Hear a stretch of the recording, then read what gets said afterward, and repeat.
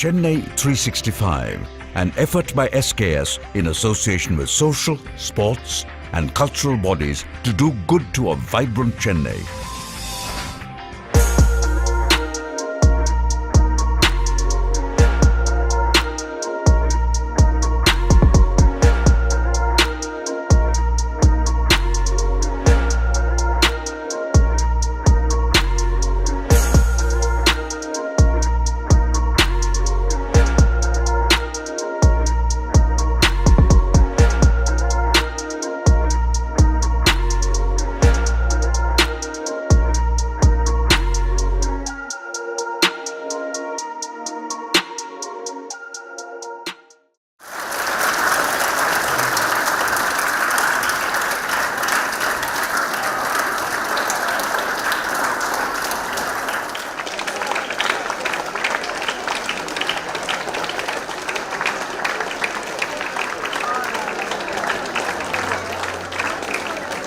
அனைவருக்கும் அன்பான வணக்கம்.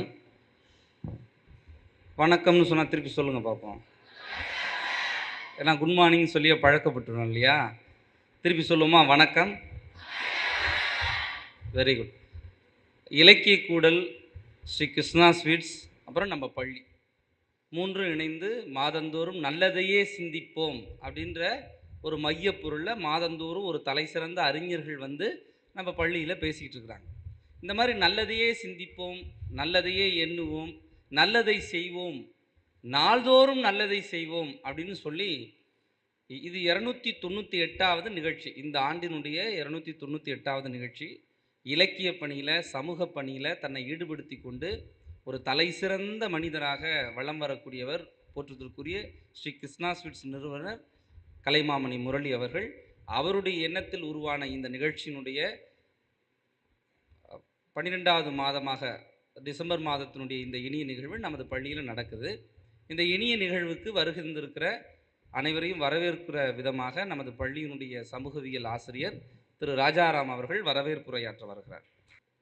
போற்றுதலுக்கும் மரியாதைக்கும் உரிய பள்ளியின் தாளாளர் திரு பாப்பராஜ் அவர்களே, தலைவர் திரு ஸ்ரீதர் பாபு சார் அவர்களையும், செயலர் திருமதி சங்கீதா ஸ்ரீதர் பாபு மேம் அவர்களையும், பள்ளியின் முதல்வர் திருமதி பானு மேம் அவர்களையும், மணிமணியாய் பேசியும் எழுதியும் வரக்கூடிய பள்ளியின் துணை முதல்வர் திரு மணி அவர்களையும்,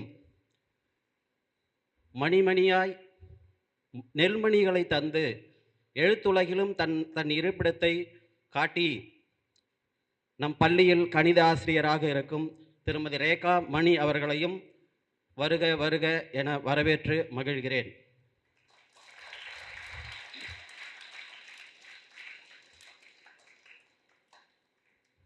இந்தியர்களின் மனம் வென்றவன் அயோத்தி ராமன். ஜெயின் கல்லூரி மாணவர்களின் மனதை வென்றவர் இந்த கோதண்டராமன் அவர்களையும்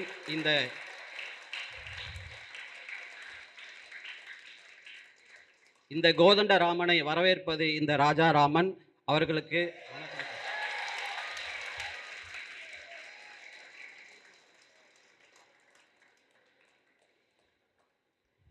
அடுத்து கணித ஆசிரியர்களுக்கு மிகவும் பிடித்தவர் ராமானுஜம். மக்களுக்கு மனதில் இடம் பிடித்தவர் இந்த ராமானுஜம்.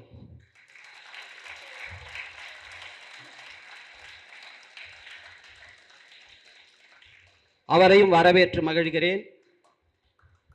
ஒக்கி புயல், நாடா புயல், சமீபத்தில் வந்த பெங்கல் புயல், இந்த புயல்கள்லாம் வந்து போயிடுச்சு. இன்னொரு புயல் இந்த ஸ்டேஜில், இந்த மேடையில் மையம் கொண்டு இருக்கிறது. அது தமிழ் புயல். அவருடைய பேச்சை கேட்பதற்கு நாமெல்லாம் அவளோடு இருக்கிறோம். ஐயாவினுடைய தமிழ் பேச்சு உங்களை எல்லாம் கவரும் நினைக்கிறேன். இந்த புயல் உங்களை சேதப்படுத்தாது, மாறாக உங்களுக்கு சேமிப்பை கொடுக்கும், அறிவு சேமிப்பை. அவருடைய பேச்சை நீங்கள் எல்லாம் கேட்டு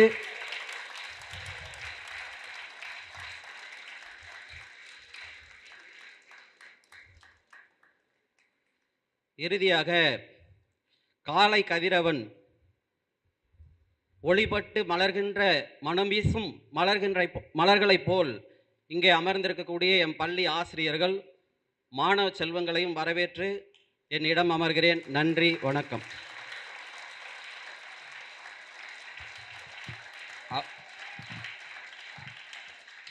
சார் ராஜாராம் சார் வந்து என்னன்னு சொன்னார், தமிழ் புயல்னு சொன்னார். அவர் ஒரு பாட்டு புயல் இல்லையா? ரொம்ப சிறப்பாக வரவேற்புரையாற்றிய சாருக்கு நன்றி. தொடர்ந்து நமது பள்ளியில் 5ஆம் வகுப்பு படிக்கக்கூடிய நந்திகா, நல்லதையே நினைப்போம். ரோஷன், நந்திகா நல்லதையே எண்ணல் வேண்டும், நல்லவே எண்ணல் வேண்டும்ன்ற தலைப்பில் நேற்று தான் அந்த குழந்தைக்கு அந்த ஸ்கிரிப்ட் கொடுத்தோம். எந்த அளவு பேசுகிறான்னு பார்க்கலாம். வாமா. அனைவருக்கும் வணக்கம். என் பெயர் ஜி நந்திகா. நான் 5ஆம் வகுப்பு படிக்கிறேன். நல்லவே எண்ணல் வேண்டும் என்ற தலைப்பில் பேச வந்துள்ளேன். எண்ணிய முடிதல் வேண்டும், நல்லவே எண்ணல் வேண்டும், திண்ணிய நெஞ்சம் வேண்டும், தெளிந்த நல்லறிவு வேண்டும் என்பார் மகாகவி பாரதியார்.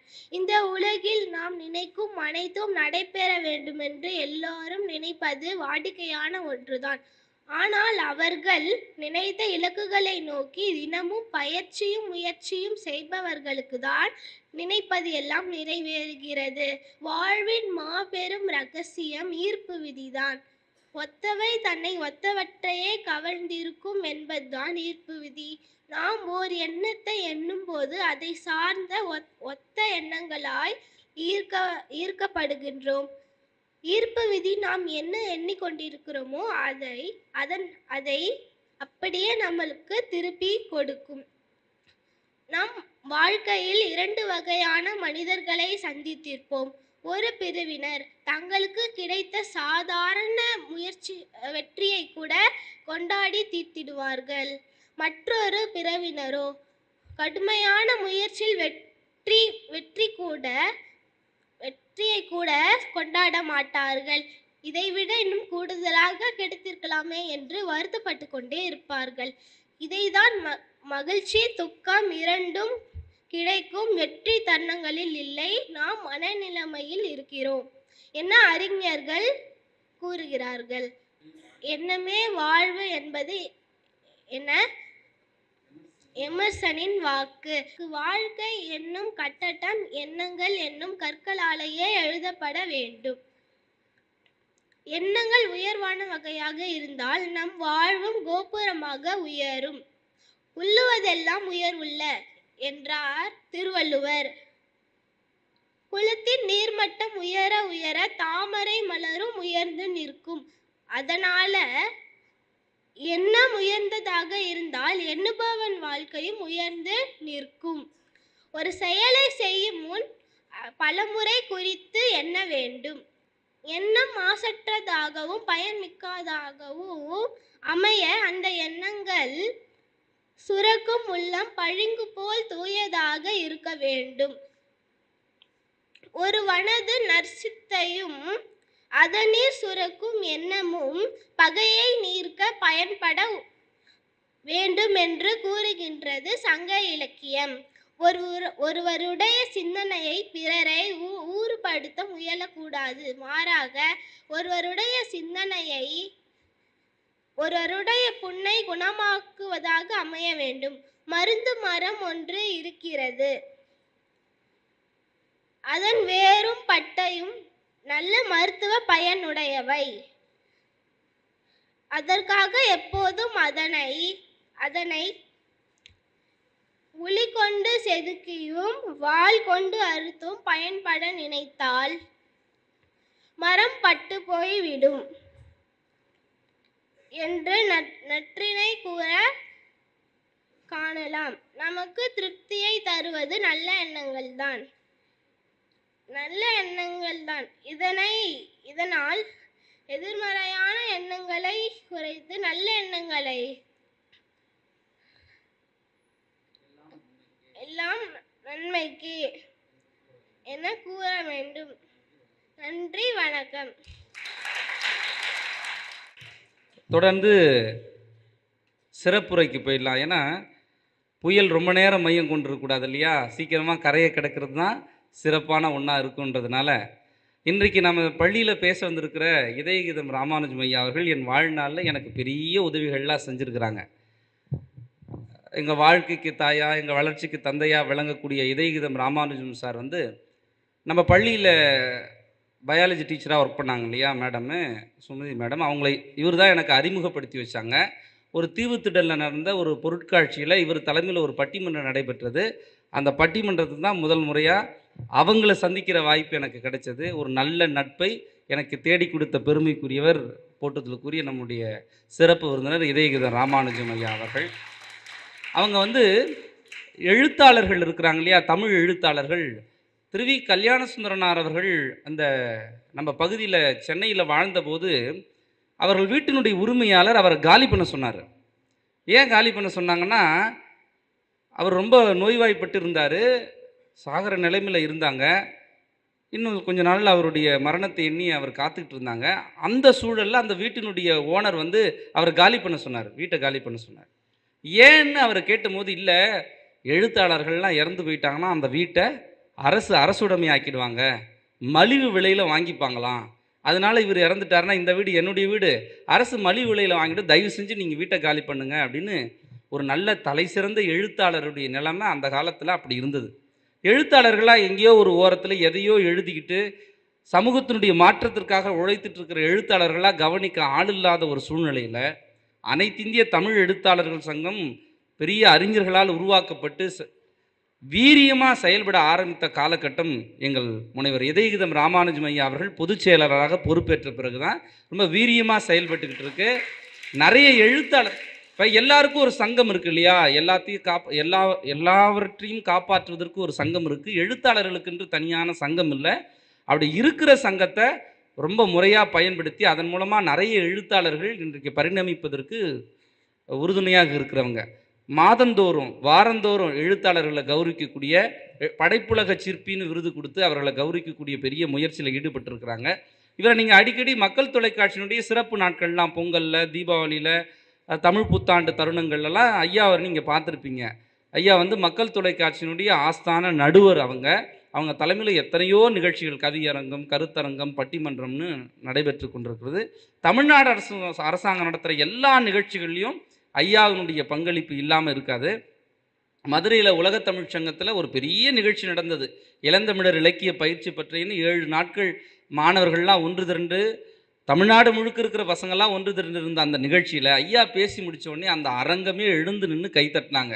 அது அவருடைய பேச்சினுடைய மணிமகுடமாக நம்ம எண்ணலாம். எல்லா இடங்களிலும் பேச்சின் மூலமாக ஒரு புரட்சியை ஏற்படுத்தி பார்க்கிறவர்களையெல்லாம் அவர் சின்ன குழந்தையாக இருந்தால் கூட அவர்களை மரியாதையாக அவர் நடத்துகிற பாங்கு, ஒரு தலை சிறந்த மனிதராக. இன்னும் குறிப்பாக பம்மல் பகுதியில் வளர்தமிழ் மன்றம்னு ஒன்று உருவாக்குனாங்க. பம்மல் தமிழ்ச்சங்கம்னு ஒரு அமைப்பை உருவாக்கி அது மூலமாக எத்தனையோ பம்மல் பகுதியில் அறிஞர்களை உருவாக்குற பணியில் ஈடுபட்டு இருக்கிறாங்க. நான் அடிக்கடி சொல்கிறது உண்டு, அவர்கள் இருக்கிற தெரு பேர் ஜெகதாம்பிகை தெரு. நான் ஜெகதாம்பாள் தெருன்னு நினைக்கிறேன். நான் சொன்னேன் அது இதயகீதம் ராமானுஜம் ஐயா தெருன்னே பெயரை மாற்றணும். ஏன்னா எத்தனையோ அறிஞர்களுக்கு, நல்லா கைத்தட்டுங்க, எத்தனையோ அறிஞர்களுக்கு அவர் வாழ்க்கை விலாசமாக விளங்கக்கூடியவர் ஐயா அவர்கள். முனைவர் இதயகீதம் ராமானுஜம் ஐயா அவர்கள் நம்ம பள்ளிக்கு வந்திருப்பது நமக்கு ஒரு பெருமையான தருணம். எந்த இடத்துக்கு சென்றாலும் அந்த இடத்தை தன்வசமாக மாற்றிக்கொள்ளுகிற ஒரு மனப்பாங்கும் அவருடைய பேச்சின் மூலமாக வெளிப்படும் என்பதை நான் தெரிவித்துக் கொள்கிறேன். தொடர்ந்து ஐயா அவர்களை நல்லவே எண்ணல் வேண்டும் என்கிற நல்ல தலைப்பில் சிறப்பு சொற்பொழிவினை ஆற்ற அன்புடன் அழைக்கின்றேன். ஈரடி சிந்து பாடி 100 அடி நடந்து வந்து, பாரடி நான் தான் இங்கே பைந்தமிழ் பெண்ணே என்று பா ரதம் ஏறி வந்தால் பாரத மக்கள் நெஞ்சில் சீரதன் சிறப்பினாலே ஸ்ரீ சேஷாத்ரி மெட்ரிக் மேல்நிலைப் பள்ளியில் கலியிடம் புரிகின்ற அன்னையே தமிழே உன்னை வணங்குகிறேன்.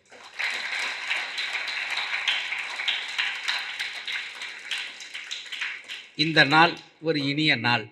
காரணம், நல்ல மாணவ மாணவிகளை சந்திக்கிற ஒரு திருநாளாக இது அமைந்திருக்கிறது. இதற்கு வாய்ப்பளித்த கிருஷ்ணா ஸ்வீட்ஸ், தமிழ் கூடல் நிகழ்ச்சிக்கும், நல்லதை சிந்திப்போம் என்று நாளும் வள வருகிற ஸ்ரீ சேஷாத்ரி மெட்ரிக் மேல்நிலைப்பள்ளி நிர்வாகத்தினருக்கும் முதல்வருக்கும் அற்புதமான வரவேற்புரையை நடத்திய ஐயா ராஜாராம் வெளுத்து வாங்குறாரு. உங்கள் கூட ஒரு நல்ல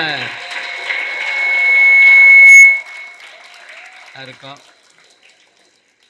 ஒரு பள்ளிக்கூடத்துக்குள்ளார வரும்போது தினமும் ஏதோ ஒரு கல்லூரியில் இருப்பேன், இல்லாட்டி ஒரு பள்ளியில் இருப்பேன்.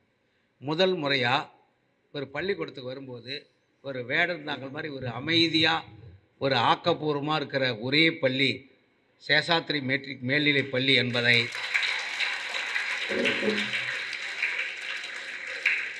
பார்த்து நான் அதிசயப்பட்டேன். எந்த ஒரு கூச்சலில் குழப்பமில்ல, அவ்வளோ அமைதியாக நிதானமாக உட்காந்துக்கிற அவர்களை நெறிப்படுத்துகிற இயக்குகிற அற்புதமான நல்லாசிரியர்களை கொண்ட பள்ளி என்பதை இங்கே வந்த பின்புதான் உணர்ந்து கொண்டேன். அதற்காக என்னுடைய தனிப்பட்ட வாழ்த்துக்களை வணக்கங்களை காணிக்கை மலர்களாக சமர்ப்பிக்கிறேன்.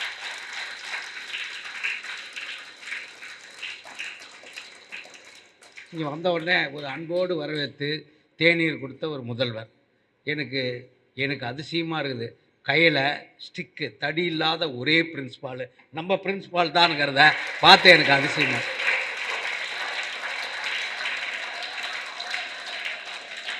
ஏன்னா பாதி நாள் இந்த பிரின்ஸ்பாலை பார்த்தாவே பயப்படுவாங்க. பிரின்ஸ்பாலை கூட பார்க்க முடியாது, அந்த கையில் இருக்கிற தடி வச்சுருப்பாங்க, எடுத்து பளிச்சுன்னு ஒன்று போட்டு விட்ருவாங்க. இதுக்காகவே பிள்ளைங்க பயந்துவாங்க, பிரின்ஸ்பாலை பார்த்தா ஓடி ஒதுங்கிக்குவாங்க. அது மாதிரி சூழ்நிலையில் ஒரு அற்புதமான சிந்தனையாளர், இலக்கிய படைப்பாளர், உங்கள் பள்ளிக்கு பெருமை தேடுகிற மிகச்சிறந்த இலக்கியவாதி, சமூக சிந்தனையாளர் எங்கள் ஐயா மணி இயக்குகிற இயக்கம்.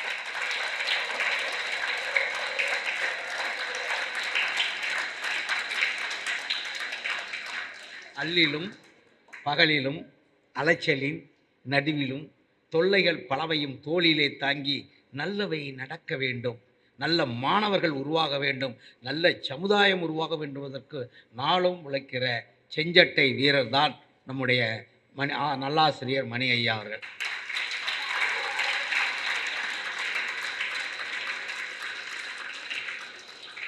இறைவன் என்ன பண்ணான், சரி இவருக்கு என்னாச்சும் ஒன்று நல்லது பண்ணுமே, ஏதாவது பரிசு கொடுக்கலான்னு பார்த்தா பொம்மலில் ஒரு பெரிய வீடு கொடுக்கலாமான்னு பார்த்தார். சுற்றி நிறைய தண்ணி வந்துடும், வேணான்ட்டார்.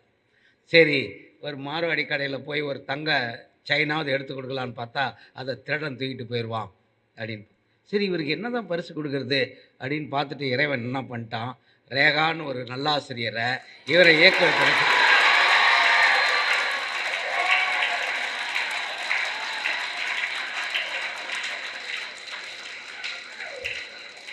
பரிசாக கொடுத்துட்டான். அதனால தான் இன்றைக்கி தமிழே கூடுகிறது. தமிழ் இத்தனை நாளாக தனித்தனியாக இருந்துச்சு, தள்ளாடி நடந்தது. அதை கூட வைக்கிற ஒரே சிறப்பு நல்லாசிரியர் மணியே சாரும்.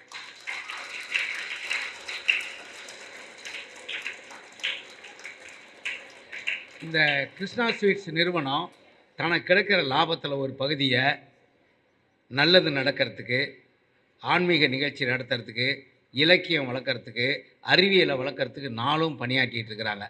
எங்கிருந்தாலும் அவர்கள் இங்கே வரவில்லை என்றாலும் அவர்களுக்கு நாம் வாழ்த்து சொல்ல வேண்டியது நம்முடைய கடமை என்று அவருக்கு நம்முடைய இதயபூர்வமான வாழ்த்தினை வணக்கத்தினை நாம் தெரிவித்துக் கொள்கிறோம்.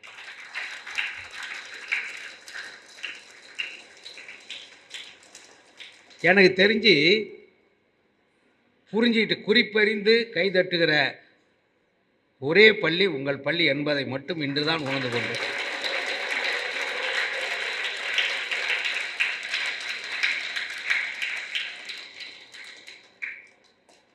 எல்லாரையும் சொல்லிட்டு மாமணி, இப்போ நம்மளுக்கு பக்கத்தில் இன்றைக்கி விருது பெறுவதற்காக ஒரு கல்லூரியினுடைய தமிழ்துறை தலைவர், கம்பீரமாக இருக்கிற கால வரலாற்றின் ஞான தீபம், எழுச்சியோடு வளர்ச்சியோடு தமிழை வளர்க்கிற துறையினுடைய தலைவர் கோதண்டராமனே வந்து நம் பக்கத்தில் அமர்ந்திருக்கிறார்.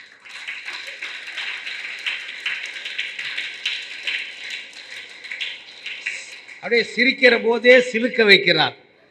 இது எல்லாருக்கும் கிடைக்காது.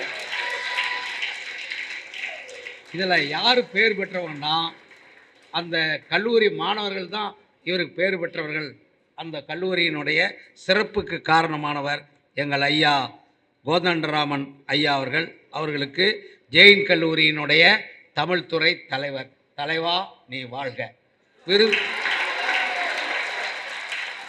எத்தனை நாளைக்கு இந்த அரசியல் தலைவர்களே சொல்லிட்டு இருக்கிறது, எவ்வளோ நாளைக்கு சினிமாக்காரனே சொல்கிறது. ஒரு நாளாவது அறிஞர்களை தலைவாய் என்று வாழ்த்துகிற போது நமக்கு ஒரு தன்னம்பிக்கை பிறக்கிறது, நம்முடைய இதயம் சிலிர்க்கிறது, நிமிர்ந்து வைக்கிறது. அப்படிப்பட்ட மாமனிதர் இன்றைக்கு விருது வருதா, அவர்தான் கோதண்ட ராமன். அவருக்கு கைதட்டி நம்முடைய வாழ்த்துக்கள்.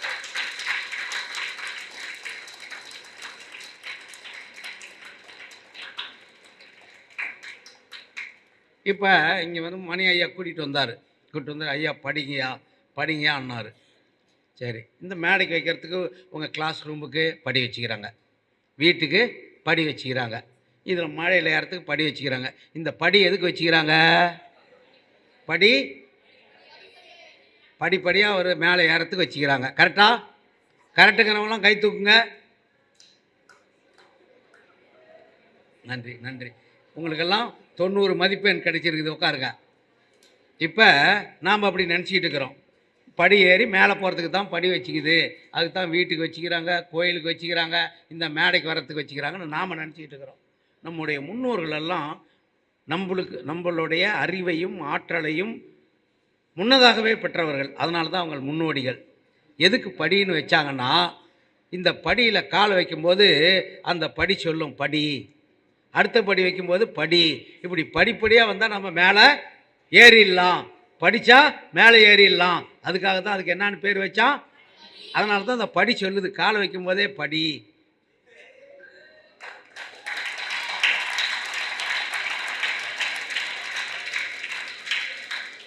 அது படின்னு சொன்னதுனால தான் அது படி என்று பெயர் பெற்றது.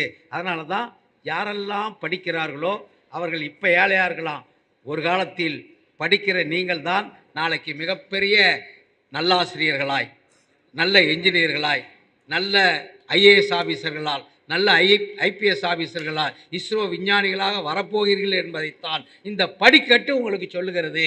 அதனால தான் அதுக்கு பேர் படிக்கட்டுன்னு வச்சான். இன்றைக்கி பேரை மாற்றிட்டோமா, ஒரு காரணம் நம்மளுக்கு தெரிஞ்சுக்கிட்டோமா. அதனால தான் உலகத்திலேயே நல்லதை எண்ண வேண்டும் அப்படின்னு சொன்னவர்கள் நம்முடைய முன்னோடிகள். உலகத்தில் எல்லா நாட்டிலையும் என்ன பண்ணுவான், நிறைய சாமி, அந்தந்த நாட்டுக்கு ஒரு சாமி வச்சுக்குவான். அவன் அந்த மண்ணை பொறுத்து, அந்த மக்களை பொறுத்து வச்சுக்குவான்.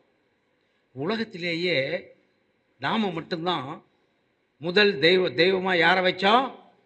யாரை முதல் தெய்வமாக வச்சோம்? அம்மா. கரெக்டு.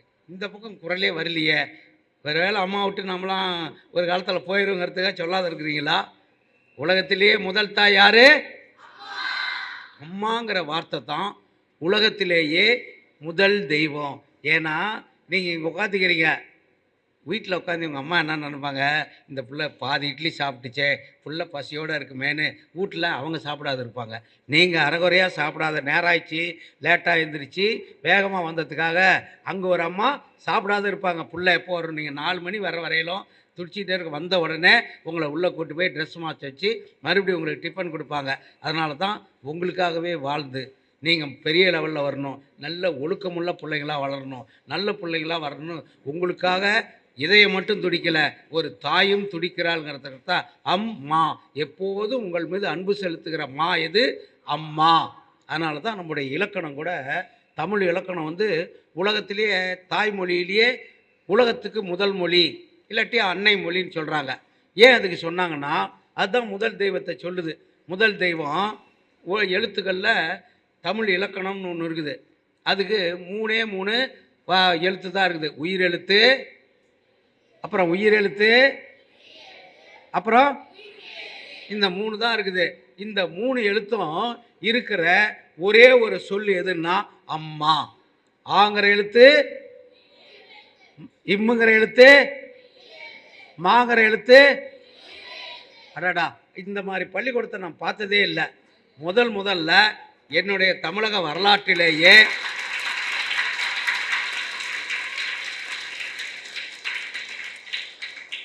இலக்கணம் தெரிஞ்ச ஒரே பள்ளி நம்முடைய சேஷாதிரி மெட்ரிக் மேல்நிலை பள்ளி என்பதை நான் அந்த அரங்கத்திலிருந்து பதிவு செய்கிறேன்.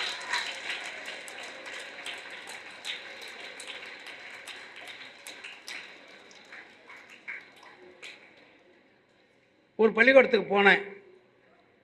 அவங்கள்ட்ட கேட்டேன், அரிசி எதுலேருந்துடா வருதா அப்படின்னா, அரிசி எங்கேருந்து வருதுன்னு கேட்டேன். ஏன் சார், சூப்பர் மார்க்கெட்லேருந்து தான் வருது அப்படிங்கிறான். அதே மாதிரி இலக்கணம் அப்படின்னா என்னதான், ஐ டோன்ட் நோ இலக்கணம் சார் அப்படிங்கிறான். அந்த அளவுக்கு இருக்கும்போது இலக்கணத்தை இவ்வளோ வலிமையாக வச்சுக்கிற ஒரே பள்ளி நம்முடைய பள்ளி தான்.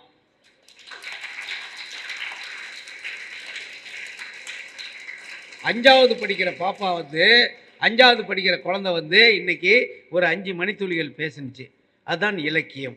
இலக்கியம் அப்படின்னு என்னன்னா, நிறைய பேருக்கு தமிழ் பேராசிரியர்களுக்கு பள்ளி ஆசிரியர்களுக்கு கூட தெரியல என்ன அர்த்தம்னா. இலக்கியம் இலக்கியம்னு எல்லாமே சொல்லுவான், எவனுக்கு அதுன்னா என்னன்னு தெரியாது. என்னையா டெஃபினேஷன், நோபடி நோ. இலக்கியங்கிறது வேறு ஒன்றுமே இல்லை, வெரி சிம்பிள். இலக்கு எது என இயம்புவதே இலக்கியம்.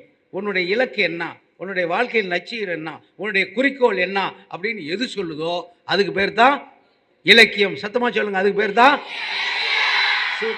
அதாவது நீ வாழ்க்கையில் என்ன ஆகணும், ஒரு பெரிய நிலவுக்கு நீ போகிறதுக்கு உனக்கு அது வழியை சொல்லுது. அந்த வழி சொல்கிறது இதுதான் போகணும், இயம்புதுன்னா சொல்கிறது. எது உனக்கு வழிகாட்டுகிறதோ, எது ஒளி ஊட்டுகிறதோ, எது உயர்ந்த இடத்தை உன்னை நெறிப்படுத்துகிறதோ அதுக்கு பேர் தான் இலக்கியம் அப்படின்னு 4000 வருஷத்துக்கு முன்னாடி தொல்காப்பியர் எழுதி வச்சார். தொல்காப்பியருங்கிறவர் இலக்கு எது என இயம்புவதே இலக்கியம் அப்படின்னு எழுதி வச்சார். அதுதான் இன்னைக்கு வந்து இலக்கியம் அப்படின்னு எல்லாரும் சொல்லிட்டு இருப்பாங்க. அதனுடைய டெஃபினேஷன் என்ன சொல்ல முடியாது. இன்னும் நிறைய பேருக்கு இலக்கணம் அப்படின்னா என்னன்னு தெரியாது. இலக்கணத்துக்கு டெஃபினேஷன்னா, சார் இலக்கணம்னா சார் இது மாதிரி சார், உயிரெழுத்து மெய்யெழுத்து சார் இது மாதிரிமா எல்லாம் இல்லை.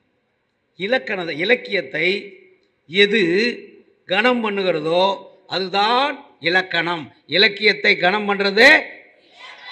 அப்போ அந்த இலக்கணப்படி வரணும். நம்மளோட இலக்கணம் என்ன, ஒழுக்கம், கட்டுப்பாடு, படிப்பு, உயர்வு. இதுதான் நம்மளுடைய இலக்கணம். நம்மளுடைய இலக்கணம் என்ன, ஒழுக்கம், கட்டுப்பாடு. அடடா, அற்புதம், அற்புதத்தின் அற்புதம். நான் பார்த்த வரையிலும் இப்போது அற்புதமான பள்ளியை நான் பார்த்ததே இல்லை. உங்கள் சொல்லிக் கொடுத்த ஆசிரியர்களுக்கு இந்த நேரத்தில் பலத்த கரவொலியினால் நான் வாழ்த்தேன்.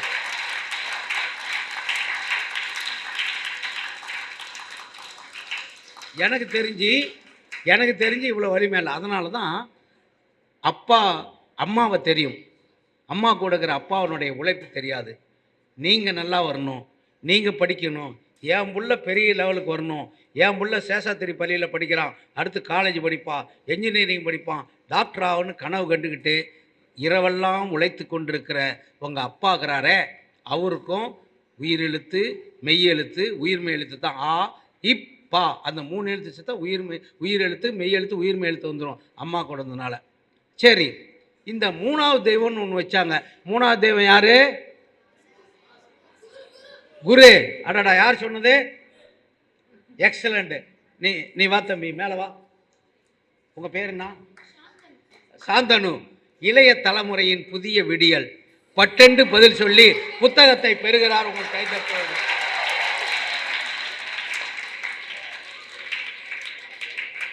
சரி, இப்போ 3வது யார் குரு அப்படின்னா, உங்களை முன்னால் உட்கார வச்சுட்டு உங்களுக்கு பின்னாடி உட்கார்ந்துருக்கிறாங்க, அவங்க தான் குரு. யார்? நல்லாசிரியர்கள். அந்த ஆசிரியர்களுக்கு குரு அப்படின்னு ஏன்டா பேர் வச்சான் தமிழை அப்படின்னா யாருக்கும் தெரியாது.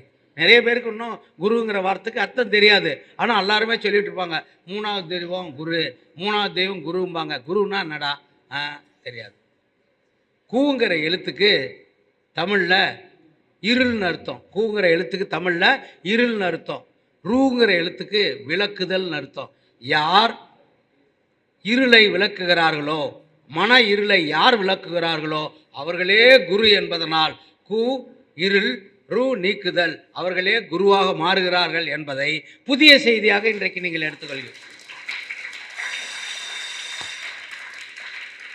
இப்போ லைட்டு போட்ட உடனே இருட்டு ஓடி போயிடுது, வெளிச்சம் வந்துடுது. சூரியன் வந்த உடனே இந்த இருட்டு போயிடுது, பனி போயிடுது, குளிமை போயிடுது, வந்துடுது. அதே மாதிரி மனசில் இருக்கிற இருளை, அழுக்கை, தீய பழக்கத்தை எல்லாத்தையும் எடுத்துட்டு நீ நல்ல முறையில் படிக்கணும் அப்படின்னு உன்னை யார் உருவாக்குகிறார்களோ அவர்கள் தான் குரு. அதனால தான் நம்முடைய தாய் தகப்பனுடைய பெயரை நம்ம பேருக்கு முன்னாடி போடுறோம். தாய் தகப்பனுடைய பேருக்கு முன்னாடி போடுறோம் இல்லையா, இன்சியல் போடுறோம்ல முதல் எழுத்து.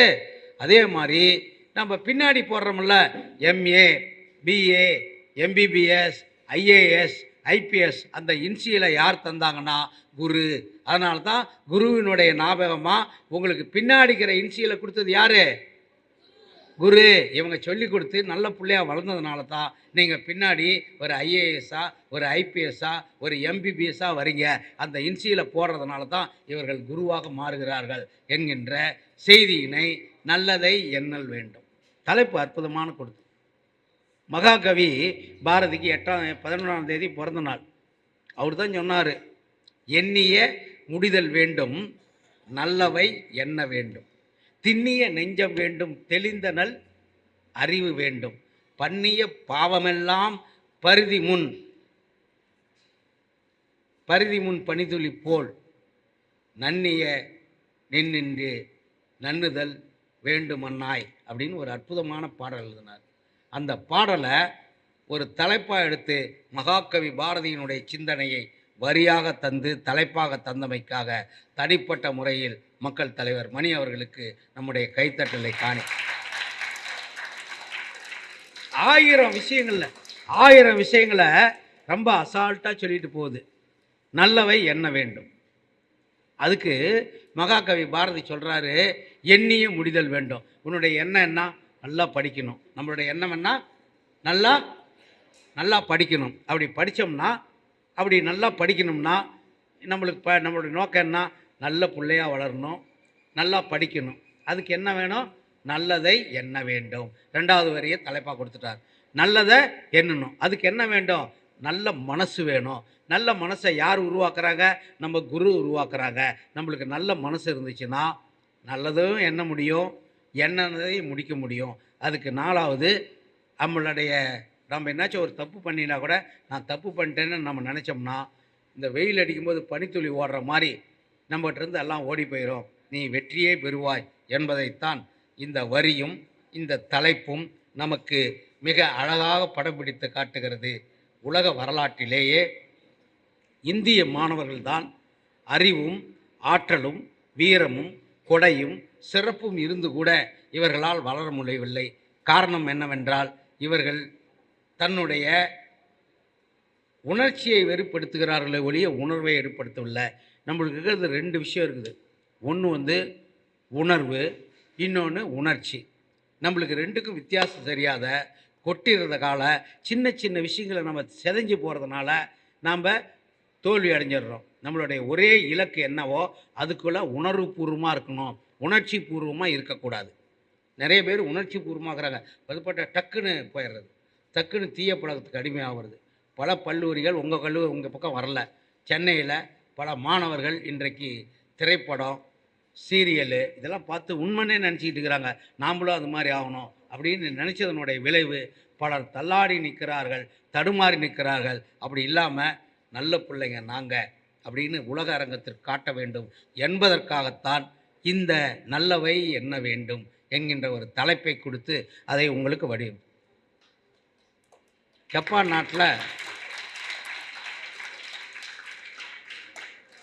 நாட்டில் ஹிரோஷிமா, நாகசாகி, நல்ல பிள்ளைங்க, அறிவியலும் தெரிஞ்சு வச்சுக்கிறீங்க.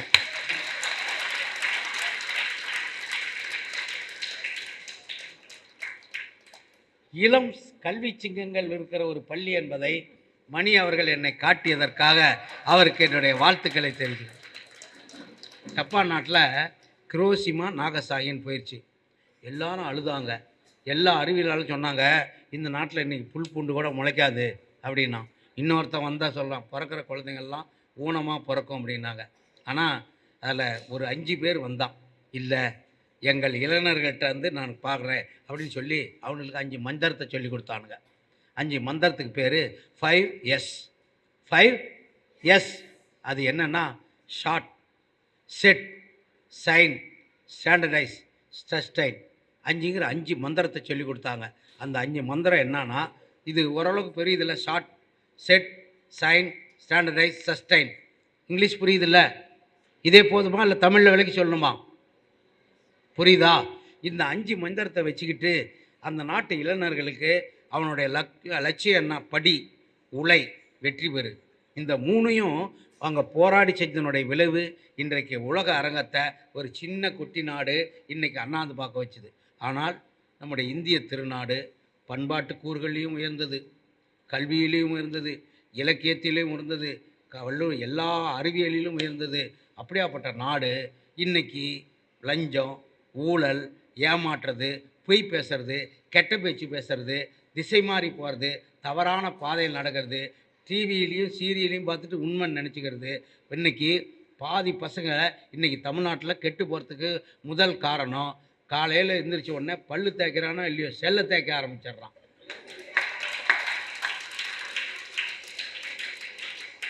இதனுடைய விளைவா என்னுடைய அற்புதமான தங்கங்களை தகரங்களாக மாற்றுகிற வேலை நடந்து கொண்டிருக்குது.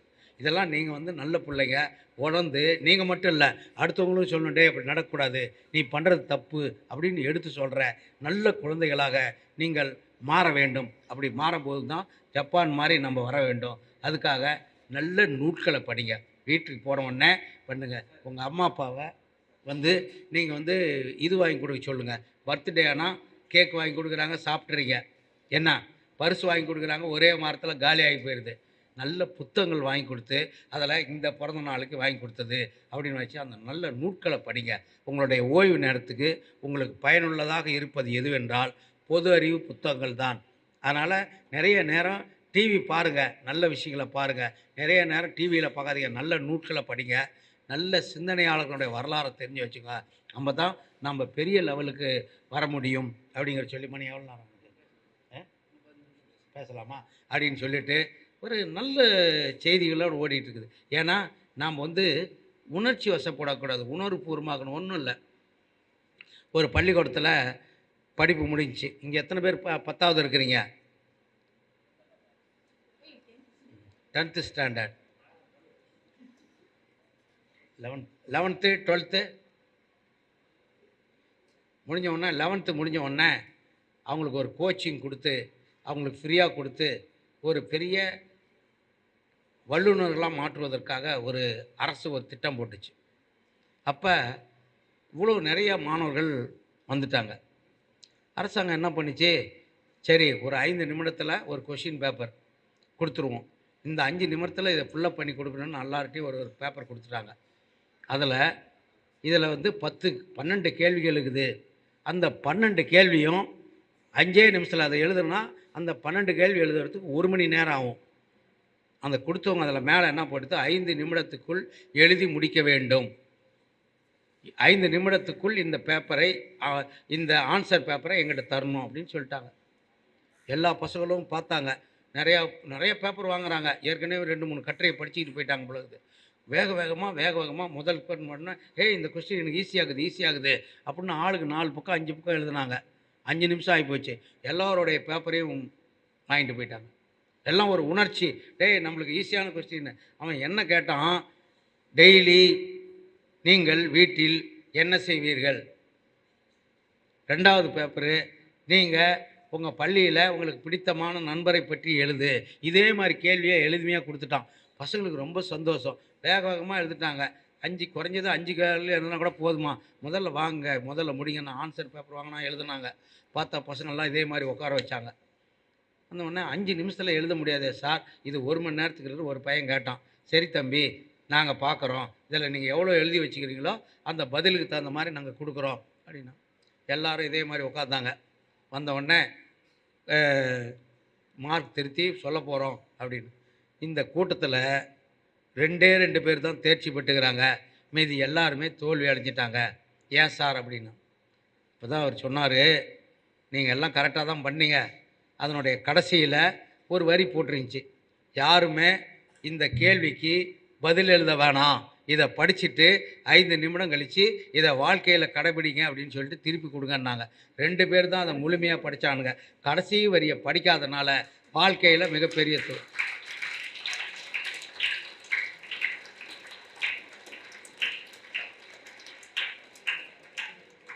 மிகப்பெரிய தோல்வியை அவங்க அடைய ஆரம்பிச்சிருச்சு. ஏன்னு கேட்டால் நாம் உணர்ச்சி வசப்படாது, எதையுமே நிதானமாக பொறுமையாக கடைபிடிக்கணும். யாராவது பையன் கூப்பிடுவான், டேய் வாடா இன்றைக்கி அங்கே சினிமாக்குது, டே இன்னைக்கு ஸ்பெஷல் கிளாஸ் வச்சுக்கிறாங்களே, ஸ்பெஷல் கிளாஸ் போனதா சொல்லி சினிமாவுக்கு போயிடலாம் அப்படின்னு யாராவது கூப்பிடுவான். அவனை நம்பி நம்ம போயிட்டீங்களா, அங்கே போகிற இடத்துல அடிதடி நடக்கும், அதில் நீங்களும் மாட்டிக்கிங்க. அதனால் உங்களுக்கு நிதானம் வேணும். நம்ம இதை செய்கிறோமே, இது கரெக்டா, இது தப்பா, இது கரெக்டா தப்பான்னு உன் மனச்சாட்சிக்குள்ளார ஒரு கேள்வி எழுணும். டக்குன்னு கூப்பிட்ட உடனே ரைட்டு ஏன் வண்டியில் போயிடலாண்டான்னு ஃப்ரீயாக கூட்டிகிட்டு போகிறான்னு போயிட்டீங்களா, வாழ்க்கை போய்விடும். அதனால் நம்ம சிந்திக்கணும். ஒரு சின்ன சின்ன விஷயத்தை கூட நம்ம சிந்தித்து சரியாக பண்ணுறதுனால தான் இன்றைக்கி கோதண்டராமன்கிற திண்டிவனத்திலிருந்து ஒரு மயிலம் கல்லூரியில் படித்து இன்றைக்கு கல்லூரியினுடைய துறை தலைவராக கம்பீரமாக விற்றிருக்க முடிகிறது என்றால் அது அவருடைய படிப்பினாலும் நிதானத்தினால் வந்தது. எது எடுத்தாலும் முழுமையாக படிங்க, எந்த விஷயத்தையும் முழுமையாக கேட்டுக்கோங்க. பெற்றவங்க சொல்லும்போது பாமா எனக்கு தான் தெரியுமேன்னு சொல்லாதீங்க, கொஞ்சமாக கேட்டு லிசன் பண்ணிக்கோங்க, ஃபஸ்ட்டு உள்வாங்கிக்கோங்க. அதுக்கு தான் உணர்ச்சி வேறு உணர்வு வேறு அப்படி இருக்கணும். அதனால தான் இன்றைக்கி ஜப்பான்காரன் கொரியாக்காரன் அவனுங்களுக்கு இங்கிலீஷ் தெரியாது, ஜப்பான்காரனுக்கு எவனுக்குமே இங்கிலீஷ் தெரியாது, கொரியன்காரனுக்கு எவனுக்குமே இங்கிலீஷ் தெரியாது, சைனாக்காரனுக்கு எவனுக்கும் இங்கிலீஷ், அவன் படித்ததெல்லாம் தாய்மொழியில் தான். ஆனால் அவன் வந்து முன்னுக்கு வரான். ஏன் வரான்னா அவனுக்கிட்ட க்ரியேட்டிவும் கிடையாது, அதாவது ஒரு சிந்தனை திறனும் கிடையாது. இருக்கிறத அப்படியே பண்ணுவான். உழைப்பு மட்டும்தான் இருக்குது, பயிற்சி மட்டும்தான் இருக்குது, வேறு ஒன்றும் இல்லை. ஆனால் நம்ம பசங்க ஆங்கிலம் நல்லா தெரியும், உலக பொதுமொழி ஆங்கிலம் தெரியும், அதை காட்டிலும் கிரியேட்டிவ் திங்கிங், எந்த விஷயத்தை இப்படி பண்ணலாம் அப்படிங்கிற அறிவு இருக்குது. ஆனாலும் நான் முன் வரல, ஏன்டா அந்த நாடு முன்னுக்கு வரல அப்படின்னு நம்மெல்லாம் சிந்திக்கணும்.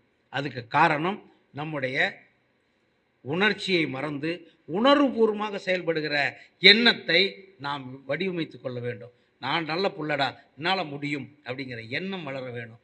இப்போ தினத்தந்தி பேப்பரில் இந்த வருஷம் ரிசல்ட் வரும்போது +2ல் எத்தனை பேருனுடைய பேர் வரும் அப்படிங்கிறதுக்கு இன்றைக்கே நீங்கள் முடிவு எடுக்கணும். அதே மாதிரி 10வது மாணவர்கள் சேஷாத்திரி மெட்ரிக் மேல்நிலைப்பள்ளி மாணவர் முதலிடம் அப்படின்னு, அதை நானாக இருக்கணும் அப்படின்னு எத்தனை பேர் நினைக்கிறீங்களோ அவங்க மட்டும் கை தூக்குங்க.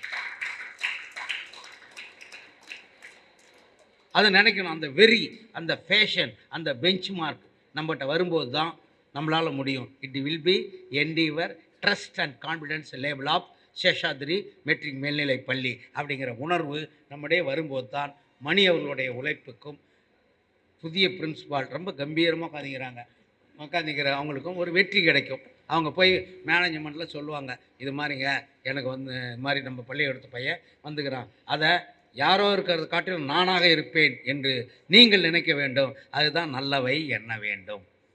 நல்லவை எண்ணா தான் நல்லது நடக்கும். அதனால தான் இன்றைக்கி நாம் ஒரு காலத்தில் என்ன பண்ணுவோம், யாராவது ஒருத்தர் இங்கிலீஷில் பேசினாலும் நம்ம அதிசயமாக பார்த்தோம். Once upon a time we are appreciated for English speaking people. இன்றைக்கி அப்படி இல்லை, எல்லோரும் இங்கிலீஷ் பேசுகிறானுங்க. ஆனால் தாயை விட்டுட்டோம், தாய்மொழியை விட்டுட்டோம், தாய் நாட்டை விட்டுட்டோம், தாய் நாட்டை விட்டுட்டோம். இந்த மூணும் தான் ஒரு மனிதனுக்கு அவசியம். தாய்மொழி, அந்த தாய் பேசிய மொழி, தாய் நாடு, இந்த மூணையும் யார் மண்ணை மிதிக்கிறார்களோ அதை மதிக்கிறார்களோ அவர்களே வெற்றி பெறுவார்கள் என்பதைத்தான் நல்லதை எண்ண வேண்டும். இன்றைக்கி வெளிநாட்டில் இருக்கிற பசங்க இலக்கணம் படிக்கிறதுக்கு ஆஸ்திரேலியாவிலேருந்து ஒரு பையன் வந்தான். யாரோ மணி மாதிரி நல்ல இதயம் படைத்தவங்க என் பேரை சொல்லிட்டாங்க. அவங்க வந்தவுடனே அந்த பையன் அங்கேருந்து வந்தான்.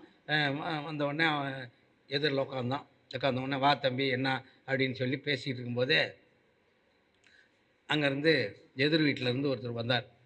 திருப்பதி போயிட்டு வந்தோம் சார் அப்படின்னார். போயிட்டு வந்தோடனே லட்டு கொடுத்தார். லட்டு கொடுத்த பையன் அவருடைய தலைவே பார்க்குறான். ஏன்டா அவர் தலைவே பார்க்குறான்னு எனக்கு புரியல.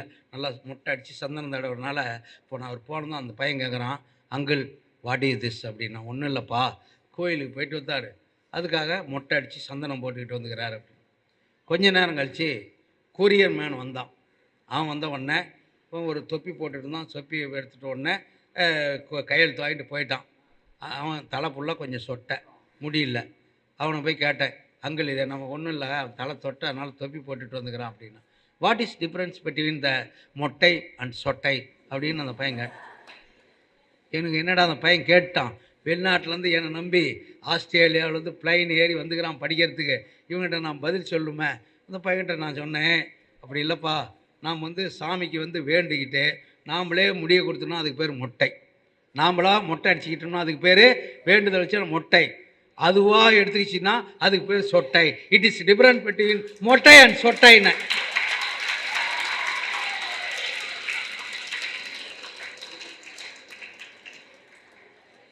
அது மாதிரி வர்ற பசங்க உடனே என்ன பண்ணான் அவன், நாமளாக தான் என்ன பண்ணுவோம், கேட்டு வருவான். அவன் வாட்ஸ்அப்பில் உடனே அனுப்புகிறான், மொட்டை அண்ட் சொட்டை அப்படின்னு போட்டு அவன் வாட்ஸ்அப்பில் அனுப்புகிறான்.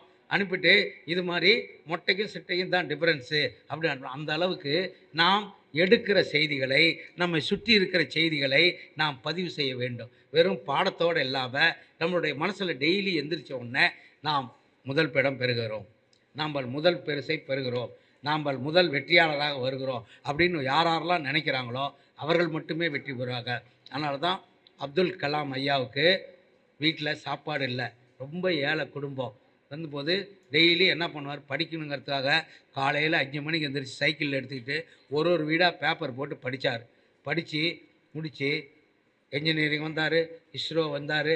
இன்றைக்கி ஜனாதிபதியை வந்து உலகத்துக்கே சாதிக்கலாம் வா என்று கனவு காண சொன்னார். யார்? அப்துல் கலாம்.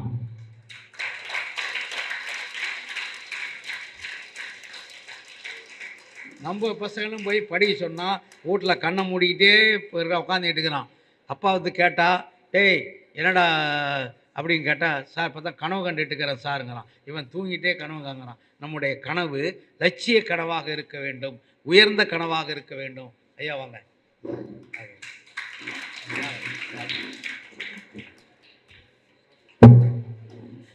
நாம் அதாவது கனவு இருக்கும்போது உலகத்தில் எதுன்னா நல்லதை நினச்சா நல்லது நடக்கும். இப்போ வந்து ஒரு நல்ல மனிதர் நம்ம முன்னாடி உட்காந்துட்டாருன்னா அது யாரால? நல்லது நினைக்கும் போது நல்லது நடக்கணுங்கிறதுக்கு ஒரு உதாரணம் ஐயா வந்து இங்கே உட்காந்தது.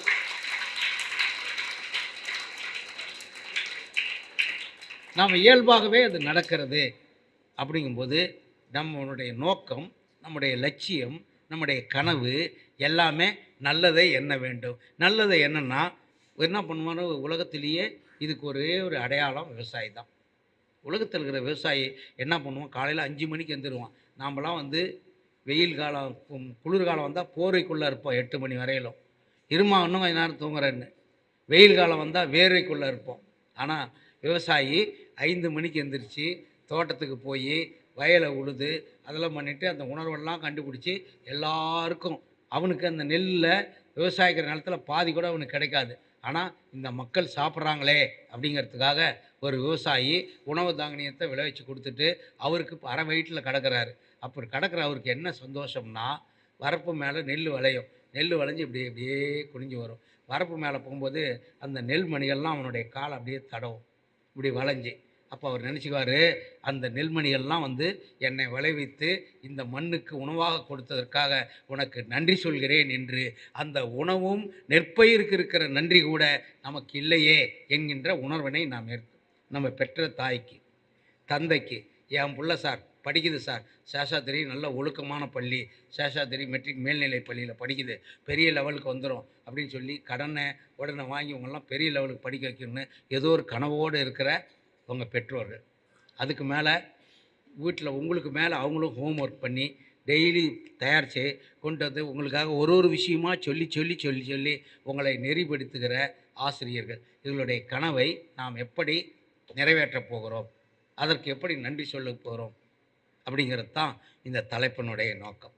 நல்லவை எண்ண வேண்டும்.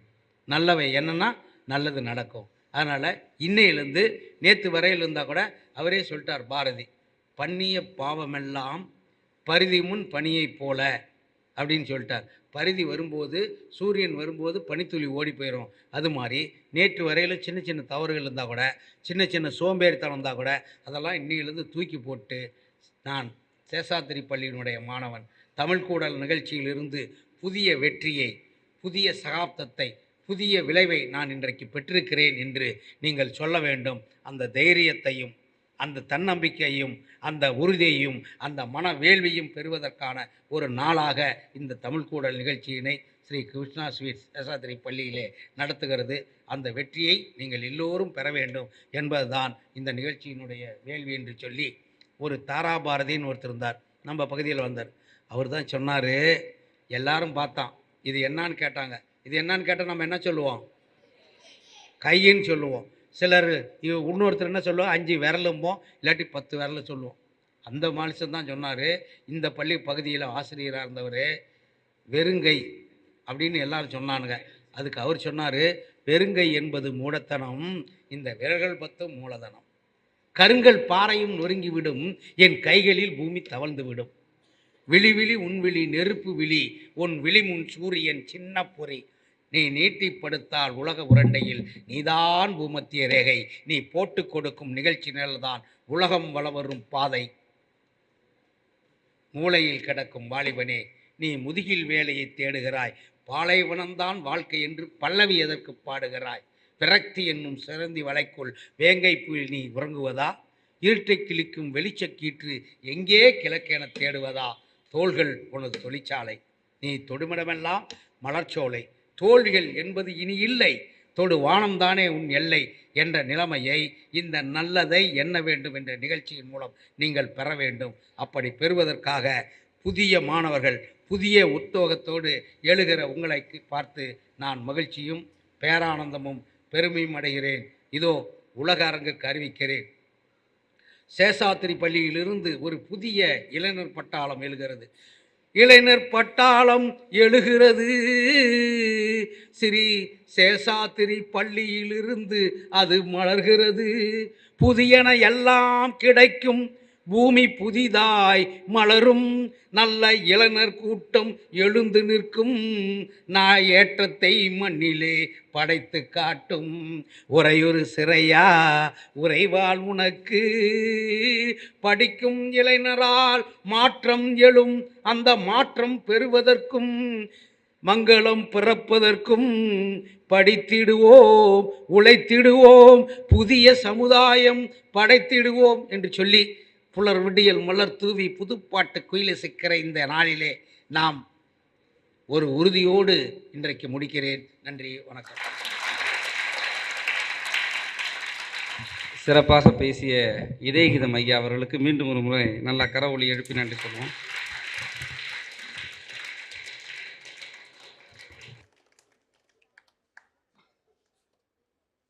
ஐயா எப்பவுமே அமர்ந்து பேசி பட்டிமன்ற நடுவராக இருக்கும்போது அமர்ந்து பேசுவாங்க. மைக் கொடுக்கும்போதே கேட்டாங்க, எனக்கு என்ன பண்ணி வயசாயிடுச்சுன்னு நீங்கள் நினைக்கிறீங்களான்னு. அவங்க பேச்சில் ஏதாவது வயசு தெரியுதா, நடுக்கு தெரியுதா? அவருக்கு 43 வயசு தான் ஆகுது, அப்படி தானேங்க? 66 வயசு ஆகுதான். ரொம்ப சிறப்பாக பேசினா ஐயாவுக்கு மீண்டும் ஒரு முறை அரங்கம் நிறைந்த கரவொலியோடு நன்றி சொல்லுவோம். இப்போ தொடர்ந்து நமது பள்ளியினுடைய முதல்வர் பானு மேம் கிட்டத்தட்ட 93 தொடங்கி 96 தொடங்கி இப்போ வரைக்கும் நமது பள்ளியோடு இருந்து பள்ளிக்கு சோதனையான காலகட்டங்கள்லாம் தோளோடு தோள் நின்று தொடர்ந்து நமது பள்ளிக்கு தொண்டாற்றி வருகிற நமது பள்ளியின் முதல்வர் திருமதி பானு மேம் அவர்கள் இன்றைக்கு விருது பெறவுள்ள கோதண்டராமன் ஐயா அவர்களை உங்களுக்கு அறிமுகம் செய்து வைக்க வருகிறார். Good morning all. Respected correspondent P. Paparat sir, our president sir, secretary ma'am, vice principal Mr. Mani sir, teachers and my dear students, good morning all. I take great pleasure in welcoming you all. We should be proud that we have been conducting the program Nalladai Sindhipom, sponsored by Krishna Sweets at our school regularly. Today is 298th program of this year. On this auspicious occasion, we have with us Dr. Godandraman and Dr. Idegidam Ramanujam, the two great personalities. We are very happy. Dr. Godandraman is Associate Professor and Head of the Department of Tamil at Jain College, Chennai. It is in Meenambakam. He is going to be awarded Tamil Peroli Award. Why he has been chosen for this award? Let us see. He has been awarded PhD in Tamil Literature from the University of Madras. His title for the thesis is Pirkala Ara Ilakkiyangalil Aram Koorum Muraimai. He did his master's degree in University of Madras as a first rank holder and a gold medalist. He got the gold medal and a cash award from the Honorable Government of Tamil Nadu at that period. He has a work experience of more than 17 years. He has served as a vital member for various organizations and several universities. He has received several awards. Notably, he is a recipient of the Dr. Sarvapalli Radhakrishnan Award for his service to the education. He has got the Best Teacher Award, and he has authored several books and has published various research work. Lot to say, and his awards are innumerable, but due to time concept, I have delivered a little. Thank you, sir. Next personality we have with us is Dr. Idegidam Ramanujam, sir. About him, you know very well. Now only he has given the speech. It was a wonderful speech and awesome. I thank you very much, sir. And he is the General Secretary of All India Writers Organization. And Mani sir told that he has been working in the Makkal TV as a Pattimandram Naduvar. His service to the upliftment of Tamil writer is awesome. I welcome both of you, sir. Thank you very much. நமது பள்ளிக்கு இன்றைக்கு Krishna sweets இலக்கிய கூடல் நமது பள்ளி இணைந்து வழங்கக்கூடிய அந்த தமிழ் பேரொலிகள் விருது பெறவுள்ள கோதண்டராமன் ஐயா அவர்களை பற்றிய எல்லா செய்திகளையும் நம்ம பள்ளியினுடைய முதல்வர் அவர்கள் சொன்னாங்க. இன்னும் குறிப்பாக சொன்னோம்னா நம்ம பள்ளிக்கும் ஏஎம் ஜெயின் கல்லூரிக்கும் பாலமாக இருக்கிறவர்னா நம்ம கோதண்டராமன் சார் தான். நம்ம பள்ளியில் படித்த நிறைய மாணவர்கள் இப்போ ஏஎம் ஜெயின் கல்லூரியில் படிச்சுட்டு வராங்க. அவங்க மெரிட்டில் செலக்ட் ஆகிருக்கிறாங்க. ஏதேனும் அங்கே அட்மிஷன் சம்பந்தமான என்கொயரிஸ் சந்தேகங்கள் எதுனா இருந்தால் உடனடியாக அவங்களுக்கு விளக்கம் சொல்லி அவர்கள் சேர்க்கைக்கு தன்னால் இயன்ற உதவியை தொடர்ந்து செய்யக்கூடிய கோதண்டராமன் அவர்களுக்கு எங்களுடைய தலை சிறந்த நன்றிகளை தெரிவித்துக் கொள்கிறோம். அவருக்கு எங்கள் பள்ளியின் தாளாளர் அவர்கள் இருக்கின்ற இந்த மேடையில் தமிழ் பேரொலிகள் அப்படின்னு விருது கொடுக்கறதுல ரொம்ப பெரிய மகிழ்ச்சி. வந்திருக்கிற சிறப்பு விருந்தினர்களுக்கு எங்கள் பள்ளியை பற்றி ஒரு சின்ன அறிமுகம். இது நம்ம குரோம்பேட்டை பகுதியில் தொடங்கப்பட்ட முதல் ஆங்கில வழி கல்விக்கூடம் நம்மளுடைய பள்ளி இல்லையா. நம்ம பள்ளிக்கு இது எத்தனையாவது ஆண்டு? 52 ஆண்டுகள் நிறைவு பெற்று 53வது ஆண்டில் அடியெடுத்து வைக்கக்கூடிய ஒரு தருணத்தில் நாம் இருக்கிறோம். நம்ம பள்ளியினுடைய தாளாளர் ஒரு பாரம்பரியமிக்க குடும்பத்தில் பிறந்து இப்போ அவருடைய 83வது அகவையை நிறைவு செஞ்சிருக்கிற மாதம் இந்த மாதம். இந்த மாதத்துக்கு ஒரு நிறைய சிறப்புகள் உண்டு. கடந்த மாதம் நவம்பர் மாதம் நம்ம தாளாளருடைய பிறந்த நாள். இந்த மாதம் இன்றைக்கு டாக்டர் அம்பேத்கர் அவருடைய நினைவு நாள். நம்ம மகாகவி பாரதி அவருடைய பிறந்தநாள் டிசம்பர் 11. அந்த பிறந்தநாளை முன்னிட்டு தான் எண்ணிய முடிதல் வேண்டும், நல்லவே எண்ணல் வேண்டும், திண்ணிய நெஞ்சம் வேண்டும், தெளிந்த நல்லறிவு வேண்டும் என்கிற அவருடைய பாடல் வரிகளிலிருந்து நல்ல சிந்தனையோடு இந்த தலைப்பை அணுக வேண்டும் என்பதனால் நல்லவே எண்ணல் வேண்டும் என்கிற தலைப்பை கொடுத்துருந்தோம். முனைவர் பேராசிரியர் இதயகீதம் ராமானுஜம் ஐயா அவர்கள் சிறப்பாக நிறைவு செய்திருக்கிறார். எழுத்தாளர் சங்கத்தின் இருந்து அவர் இந்த மேடையிலிருந்து இந்த விருதை கோதண்டராமன் அவர்களுக்கு கொடுப்பது எங்களுக்கு பெருமையாக நாங்கள் நினைக்கிறோம். கோதண்டராமன் ஐயா அவர்களுக்கு பொன்னாடை அணிவித்து சிறப்பு செய்யுமாறு நமது பள்ளியின் தாளாளர் அவர்களை அன்பு பாராட்டி கேட்டுக்கொள்கிறோம். நமது பள்ளியின் முதல்வர் அவர்கள் விருதை வழங்கி கௌரவிக்கிறார்.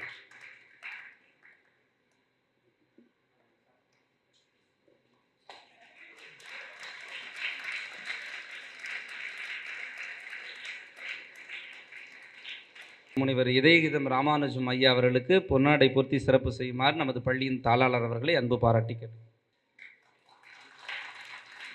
அவருக்கு ஒரு அழகான பாரதி படத்தை நமது பள்ளியின் முதல்வர் அவர்கள் வழங்கி கௌரவிக்கிறார்.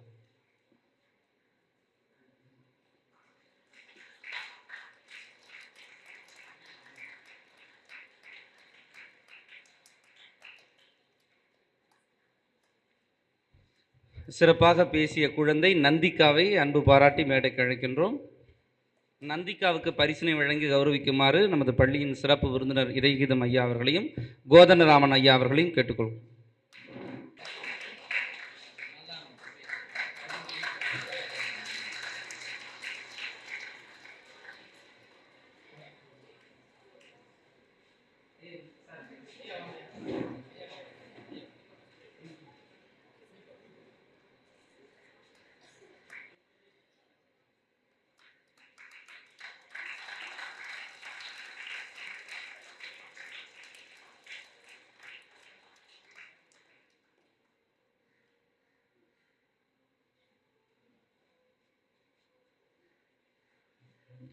தொடர்ந்து தமிழ் பேரொளி என்கிற விருதினை பெற்றிருக்கக்கூடிய முனைவர் ஏ கோதண்டராமன் அவர்கள் ஏற்புரை வழங்க வருகிறார்.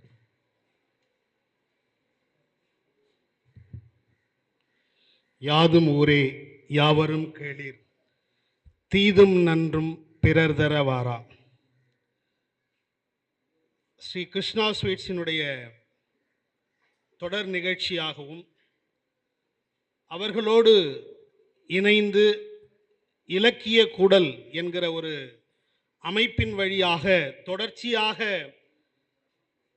இலக்கியங்களுக்காக பங்காற்றி வருகிற ஒரு அமைப்பிலும், அது நிகழ்கிற தலம் ஒரு பாரம்பரியம் மிக்க சென்னை குரோம்பேட்டை பகுதியிலே 50 ஆண்டுகளுக்கு மேலாக ஒரு பெரிய எதிர்கால சிற்பிகளை உருவாக்கக்கூடிய ஒரு பள்ளியிலே இன்றைய நாளில் எத்தனையோ விருதுகளை பெற்றிருந்தாலும் கூட இன்றைய நாளில் இந்த இடத்தில் இந்த தளத்தில் எனக்கு கிடைத்திருக்கிற இந்த விருதை எண்ணி நான் உண்மையிலேயே பெருமிதம் கொள்கிறேன்.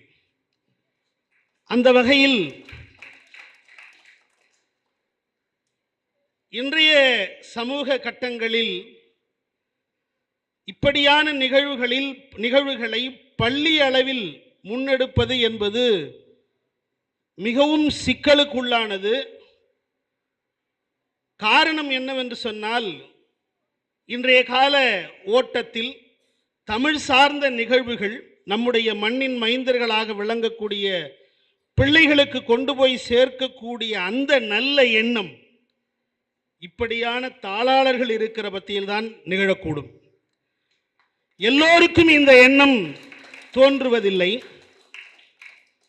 வகுப்பறையிலே ஏதோ ஏட்டு சுரக்காய் போல புத்தகங்களை படித்து கொண்டு மனப்பாடம்தான் கல்வி என்று நினைத்து கொண்டிருக்கிற இந்த வேளையில் உலக அறிவும் பொது அறிவும் இலக்கிய அறிவும் இந்த பிள்ளைகளுக்கு வேண்டும் என்று எண்ணுகிற இந்த நிறுவனத்தை மனதார பாராட்டுகிறேன், வாழ்த்துகிறேன்.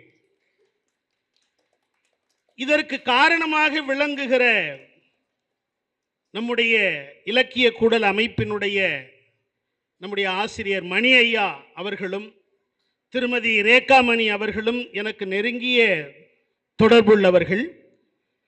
அவர்கள் வழியாகத்தான் நானும் இலக்கிய கூடல் அமைப்பிலே பங்காற்றி வருகின்றேன். இந்த நிகழ்ச்சியை மிக சிறப்பாக நிகழ்த்துவதற்கு காரணமாக விளங்கக்கூடிய, எளிமையின் சிகரமாக விளங்கக்கூடிய நம்முடைய பள்ளியினுடைய முதல்வர், இந்த நிகழ்வை ஒருங்கிணைத்து நிகழ்த்தி கொண்டிருக்கிற பள்ளியினுடைய ஆசிரிய பெருமக்கள், எல்லாவற்றையும் தாண்டி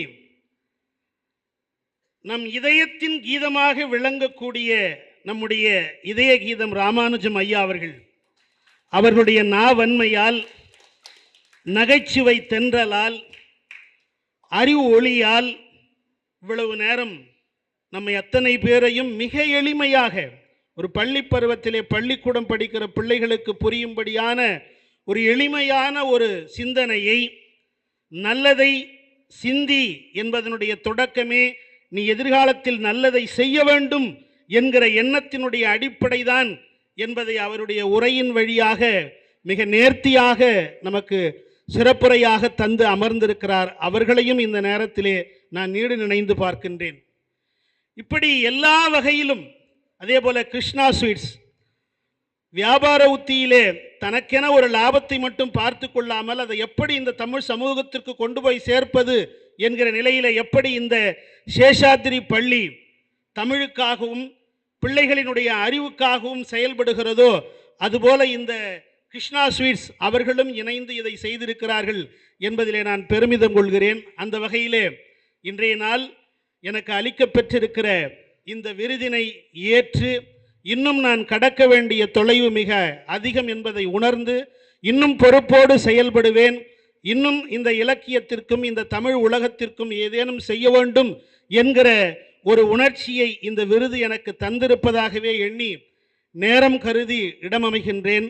அனைத்து நல் உள்ளங்களுக்கும், இங்கு வீற்றிருக்கிற மேடையில் இருக்கிற அத்துணை நல் உள்ளங்களுக்கும், கீழாக அமர்ந்து இவ்வளவு நேரம் மிக அமைதியாக, நேர்த்தியாக, ஒழுக்கத்தினுடைய ஆணிவேராக இருந்து அறிவு களஞ்சியமாக இருக்கக்கூடிய அன்பு மாணவ மாணவிகளுக்குமான நன்றியை தெரிவித்துக் கொண்டு விடைபெறுகிறேன். நன்றி, வணக்கம்.